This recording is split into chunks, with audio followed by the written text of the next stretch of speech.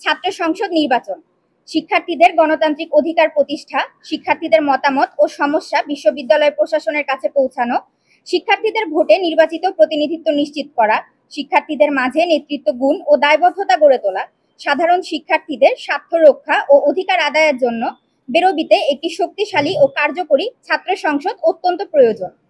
এমনকি কোটা আন্দোলনের সময় শিক্ষার্থীদের ৯ দফা দাবির অন্যতম ছিল প্রত্যেক ক্যাম্পাসে ছাত্র সংসদ নির্বাচন আয়োজন করা। কিন্তু জুলাই বিপ্লবের ১ বছর পেরিয়ে গেলেও আবু সাইদের বিশ্ববিদ্যালয়ে তথা বেগম রোকেয়া বিশ্ববিদ্যালয়ে এখনো ছাত্র সংসদ নির্বাচনের দৃশ্যমান কিছু দেখতে পাইনি।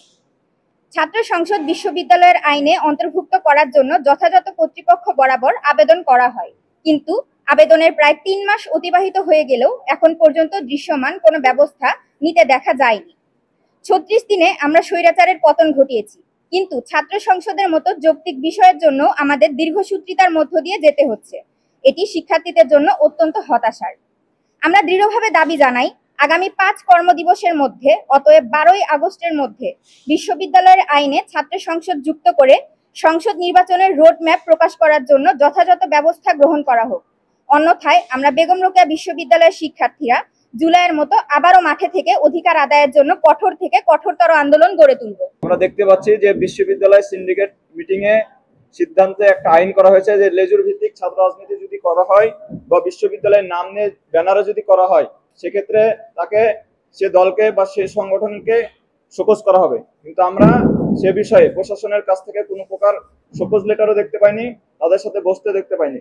যেহেতু রাজনীতি বন্ধ, সেহেতু তাদেরকে আমাদের প্রশাসনের উচিত ছিল শোকজ পাঠানো। এবং তারা কেন বিশ্ববিদ্যালয়ের নাম ব্যবহার করে ক্যাম্পাসে এবং ক্যাম্পাসের বাইরে মিছিল মিটিং গুলা চালাচ্ছে। বিশ্ববিদ্যালয়ের ক্লাস, পরীক্ষা এবং বিভিন্ন কারণে বিশ্ববিদ্যালয়ের শিক্ষার্থীরা সবাই আসতে পারে না, কিন্তু বিভিন্ন ডিপার্টমেন্ট থেকে শিক্ষার্থীরা এসেছে তাদের প্রতিনিধি হিসেবে।